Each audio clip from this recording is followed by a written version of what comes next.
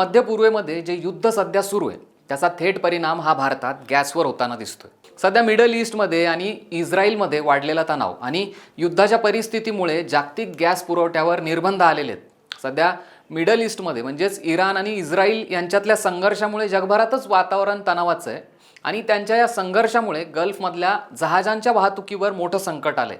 Gas वाहून नेणारे जे मोठे टँकर्स आहेत तर ते सेफ ट्रॅव्हल करण्यासाठी लांबचा प्रवास करतायत किंवा युद्धजन्य परिस्थितीमुळे किंवा वेगळ्या कारणांमुळे त्यांना उशीर होतोय आणि त्यामुळेच भारतात येणाऱ्या गॅसची आवक ही आता कमी झालेली आहे आणि याचा परिणाम असा होतोय की साठा हा मर्यादित असल्यानं वितरण व्यवस्थेवर त्याचा ताण येतोय।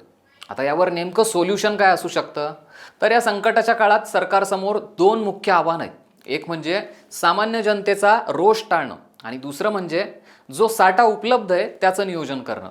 म्हणूनच सरकारने सध्या घरगुती ग्राहकांना प्राधान्य देण्याचं धोरण स्वीकारल्याचं दिसतंय। यामुळे सरकारकडून व्यावसायिक वापरापेक्षा घरगुती वापराच्या गॅसला महत्त्व देण्यात येतंय। पण यामुळे सामान्य लोकांना जरी दिलासा मिळत असला तरी हॉटेल व्यावसायिकांमध्ये मोठी नाराजी दिसून येते।